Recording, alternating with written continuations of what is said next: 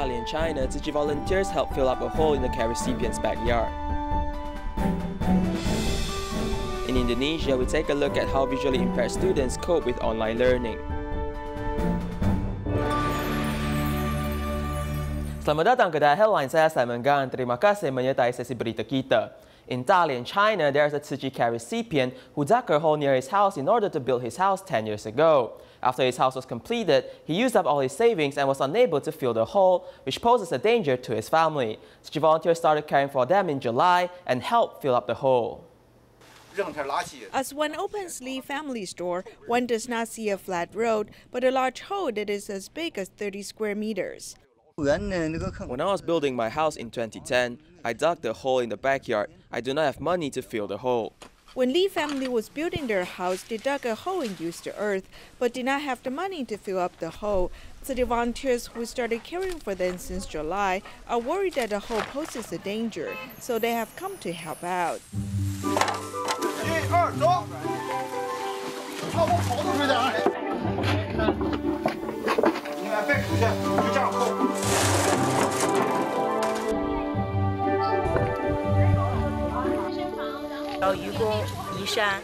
We are working as a team, similar to Yugong moving a mountain or ants working together. I feel honored to help this family. I feel very happy. After we fill up the hole, the family can grow vegetables and other food there. We are very happy to carry out this mission. Besides filling up the hole, volunteers also help with cleanup and wash the hair of Grandma Lee. I'm grateful to Tzu Chi family and friends for helping me. Thank you. You have worked hard. We should learn from you, really. You are role models for everyone, really. With the volunteers' help, the Lee family can live more safely and comfortably. Tzu Chi volunteer Sun Zhoulong heads to Hualien Recycling Station to do recycling on weekdays and helps repair second-hand assistive devices. He also teaches other volunteers his expertise, hoping to pass on repair skills. Let's take a look at his story. The recycled wheelchair is damaged and is fixed by Tzu Chi volunteer Sun Zhoulong. Move it here and insert it because there's tension here. When it is turned to the right position, it can lock in. Volunteer Sun Zhoulong is an expert in repairing second-hand assistive devices in Hualien. He is also willing to share his expertise to others. Because I know the mechanical principle well, I don't think it's very difficult for me to repair the assistive devices. Any small action I did is giving. It's all because of love, so the assistive devices can be passed on to benefit more people. On weekdays, Sun Zhoulong is a recycling volunteer. He drives around to collect recyclables. In his spare time, he uses repair tools to fix assistive devices collected by volunteers from different places. There are good and bad recycled assistive devices. With volunteers' skillful hands, even for electric beds that are difficult to repair can be restored like new ones. I am pleased to do this. When I send the fixed assistive device to the user's home, he also thinks it is suitable for him. I feel very good for being able to help him. Fixed second-hand assistive devices are neatly placed in a warehouse. After being cleaned and disinfected by volunteers, they will be sent to resume their function again whenever necessary. In Malaysia, 70-year-old Tzu Chi volunteer Tan Po Cheng devotes 10 years to Tzu Chi activities, living a simple life and cherishing materials. Through enacting recycling ideals in her daily life, she lives freely and happily. At Tan Po Chu's house, vegetables are planted everywhere in her garden. She waters her plants with rainwater and even uses fruit skin or dry leaves to create homemade compost.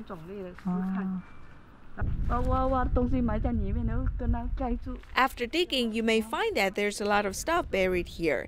There are also a pile here, and below there are compost and fruit skins. The dirt in my garden is also vegetarian, and I'm quite surprised that these vegetables grew on the compost, and I didn't plant it. Tan Po Chu has been a vegetarian for 20 years. The dishes she makes daily are from this garden. By planning, she reduces costs to buy vegetables. Ever since the recycling station in Malacca Garden City opened in 2009, Dan Bo-ju has been contributing to recycling.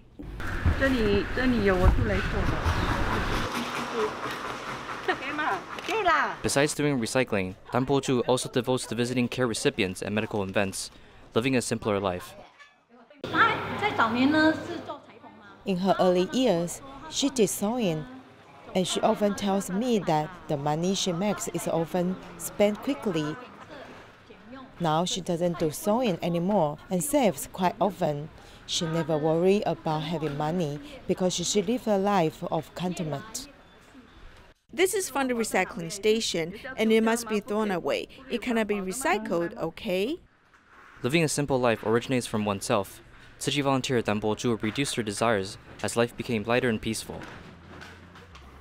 In Malaysia, due to the pandemic, there was a lack of prevention supplies for the frontline medical workers. Many volunteers assisted in making protective gowns to be sent to the front lines, ensuring that the medical workers can stay safe and healthy.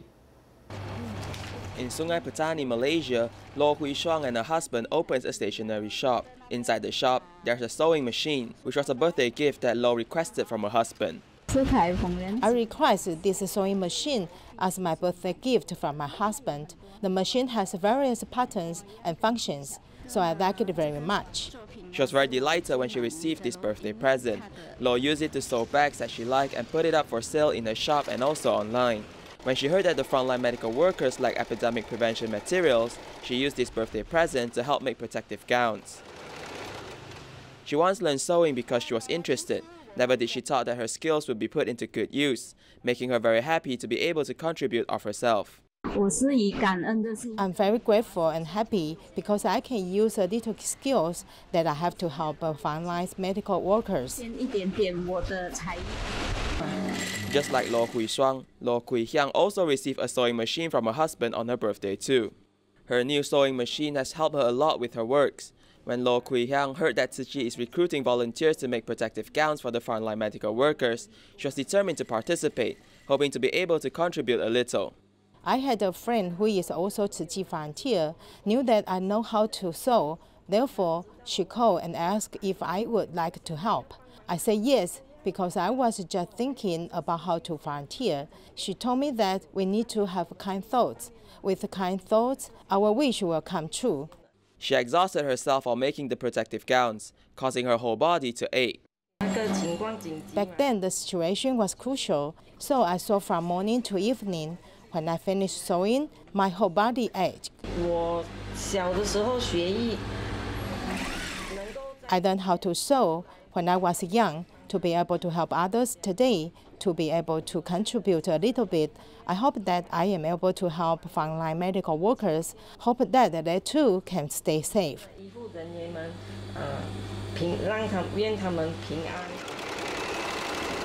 Every piece of protective gown is full of blessings from everyone, hoping that the frontline medical workers can stay safe and healthy.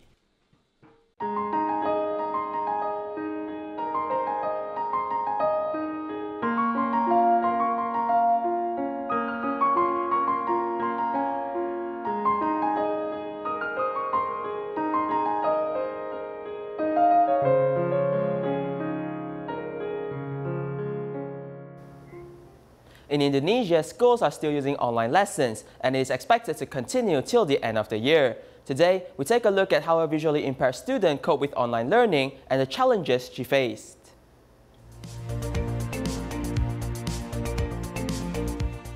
For students with special needs, studying at home have been very challenging. Francisca is not a normal student as she studies at a special school and uses Braille to study. Previously, classes at school were conducted face-to-face, but now it has been changed to online learning. For these visually impaired students, online learning is a fresh new experience, but it also brings a lot of challenges. In the blink of an eye, they have been learning online for 7 months now. Francisca does not head out every day, practicing good pandemic prevention measures. However, for the visually impaired to maintain social distancing, this is very different from how they can carry out their daily lives. It will be hard for them to know the actual distance between themselves and others. Online learning might be boring sometimes, but she's very passionate about learning and completes all the homework given by her teachers.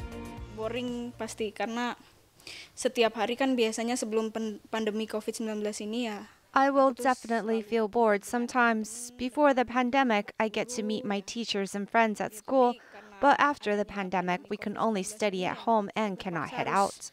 Belajar di rumah gitu, dan nggak bisa kemana-mana juga. Suwartono is a teacher at the special education school in Tangerang.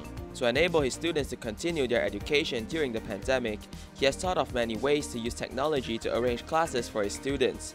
As he was unable to have direct interactions with the students, it was quite a challenge in the beginning. To ensure that the students can learn effectively through online learning, parents are required to accompany and assist their children while learning. Kalau PJJ kan waktunya terbatas ya Pak. Cuma kadang-kadang 40 menit kan. There's a limited time for our online lessons, only 40 minutes. Therefore, parents play an important role as they need to accompany their children, ensuring that they can catch up with their learning. Without the help from their parents, they will be unable to catch up. Kelancaran PJJ anak-anak kita untuk belajar dari rumah. Kalau orang tuanya agak malas, otomatis anaknya juga bisa terpengaruh, Pak. No matter it's a student or the teacher, all of them hope for the pandemic to end soon, so that they can head back to school, meet up with their teachers, and play with their classmates once again. Founded in 1971, China Steel Corporation has a long history in the industry. The corporation not only introduced an unmanned production line, an IoT system was added to the entire system controlling factories. Follow a report as we learn more.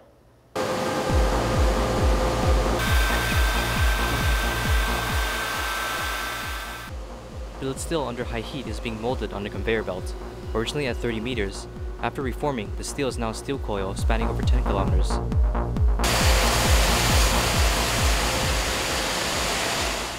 Red-hot steel bars are rolled into steel coils as machines form parabolic shapes. Originally a factory needing around 100 people, now the factory only needs a few at the computer control room.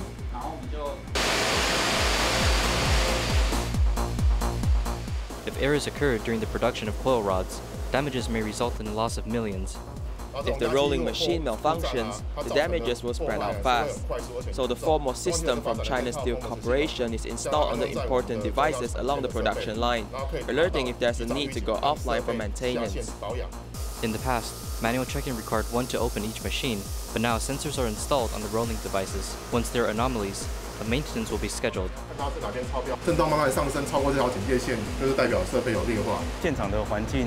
the work environment is dangerous. If people frequently go there to check, risks are high. But if there's an automatic system that collects data quickly, we may get a hold of the device's situation in real time. Steel bars made from the machines are arranged by the AI system right after its production. We use the RFID in our products. In the past, manual checking is required, but now there's no longer a need. The computer automatically plans item storage, using a self-developed chip, locating every steel coil and steel sheet after production, and sending the items to storage. Through the sensors installed here, the storage items may be measured properly, including the sensors installed on the wheels. It measures the distance and provides a stopping location. China Steel Corporation produces around 10 million metric tons of steel a year, but has limited space. Since 2010, the company has been planning a new storage space for its massive production.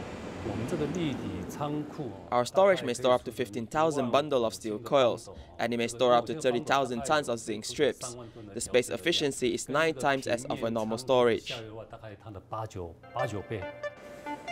Besides the unmanned storage, China Steel Corporation also brought in an AI system.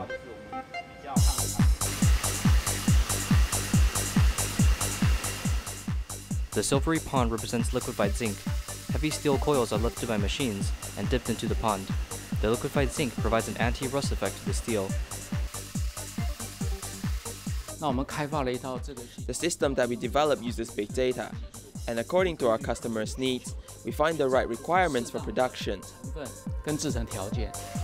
After some time in the zinc pond, the surface has to be cleaned as in the past. Manual labor is required. But nowadays, the computer does the cleaning through machinery.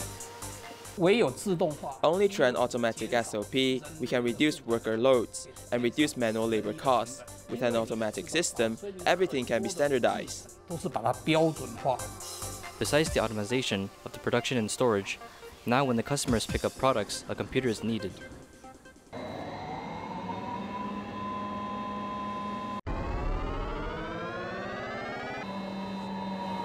是依钢卷的尺寸。 According to the steel coil size, we give it a code, and when we enter that code, the AI picks for us.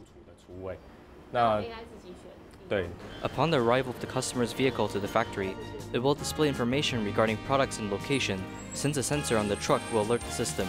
China Steel Corporation will also know which customer is here today. We introduced the AI system, and the benefit is to reduce the delivery time, further reducing compensation, increasing machinery life, and looking after our workers' safety. From production to storage, even to logistics, this corporation has insisted on the path of using AI in production and developing an unmanned storage, solving the issue of labor, and marching to the new era of industrial production. 18-year-old Tsai Dongling suffers from cerebral palsy but is very motivated. He controls the mouse with a feet on a computer and insists on learning how to type and read. Let's take a look at his story. 这个行业不会断，因为人类一定要车子。 When discussing cars, Tsai Dongling was very happy. He was born with a cerebral palsy, but that it doesn't stop him from learning or typing. Dongling, who is unable to control his movement, pressed the mouse with his feet, and the keyboard he used for typing also has special aids. 驱动你的准确性就降低嘛，所以我就用这种亚克力板，这种洞板。 宝宝，你都要这样扶，你都要这样扶着，是不是？我们都是这样的。The 18 years old Dongling was admitted to a national university this year. Dongling also thinks education is important because he feels academic qualifications are a gateway to finding a career. He wants to be in school. Although his language expression was very limited, and his family come up against obstacles in taking care of him, his optimism changed everyone. It takes a long drive to get to the destination, but he enjoys gourmet meals. I said to Tsai Dongling, people are looking at you like they are watching animals in a zoo. He goes like this, meaning people are looking because they find me handsome. The family insisted on letting Dongling live a normal child's life and accompany him to visit all the places he wants to go. He taught us to be more grateful. We know that the world is not always kind, but we are fortunate that we meet people who are good to us more often than not. I hope that some medical institutions and some medical resources can help these kind of children. They can live a lifetime filled with happiness. Riding a special bicycle, Dongling's mobility is not restricted. He cannot wait to explore every place. In Taiwan, rooftop PV has become the major promotional plan for the government as it does not have much conflict with the ecosystem and the community. Therefore, many NGOs have requested the government to install more rooftop PVs on government buildings, large-scale enterprises, and farmland buildings. Follow a report as we learn more. This is the Taipei Energy Hill. It is the first new renewable energy demonstration park in Taiwan. For your information, this is used to be Hualien landfill. Back in 2017, Taipei government has set up solar panel right here. When the conditions are optimal, it can produce around 2 million kilowatts-hour of electricity per year. For the promotion of green energy, there are two major factors. First, we need to persuade the public to accept green energy. The second is the impact it brings towards the ecology and the dispute with society.